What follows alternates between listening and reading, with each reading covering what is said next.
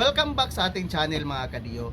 Half-truth lang daw ang mga malateleseryeng bombshell revelations ni dating Ako Bicol Party List Representative Zaldico. Ayon yan kay Navotas City Representative at dating Bagong Pilipinas Campaign Manager Toby Tiangco. Sa isang panayam sa Abante, sinabi ni Tiangco na hindi totoong utos ng Pangulo ang mga budget insertion na inilahad ni Ko para sa 2025 budget. Absuelto raw ang Pangulo at tila si former House Speaker Martin Romualdez ang totoong kumukumpas sa sistema ng korupsyon sa mababang kapulungan. Hindi yun utos ng Pangulo.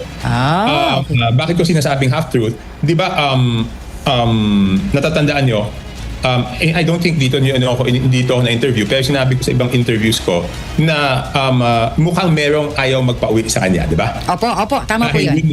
Dahil yun ang ituturo niya, di ba? Yeah. Sino ba ang directly pwede niyang ituro? Wala naman siyang directly pwedeng ituro kung hindi yung former Speaker Martin Romualdez. Opo. Yan.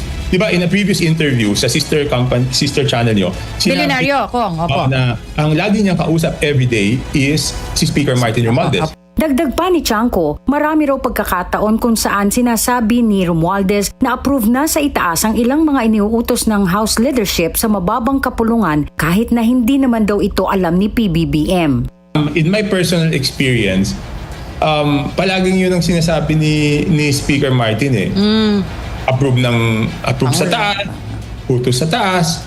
But later on, I will find out, hindi naman. Kaya minsan nagtatalo kami nun because may mga bagay na hindi ako mapayag dahil sa tingin ko, hindi naman iuutos ng Pangulo. Una nang sinabi ni Con na si PBBM at ang pinsan nitong si Romualdez ang pasimuno sa mga kickback scheme sa budget insertions. Sa pinakahuli nitong pahayag, sinabi ni Con na wala siyang nakuhang pera at tanging sa bulsa lang daw ni PBBM napupunta ang anyay 25% SOP mula sa mga iniutos nitong ipasok na line item sa 2025 GAA. Matatandaan ding kabilang ang mga kumpanyang konektado kay Ko sa mga nakakuha ng pinakamalalaking kontrata sa DPWH mula 2022 hanggang 2025, kabilang na ang SunWest Construction and Development Corporation. Marami sa mga ito una nang naiulat na kung hindi substandard ay overpriced. Duda rin si Tiangco sa ipinakikitang lakas ng loob ni Ko na humarap at magpasabog ng mga masiselang impormasyon.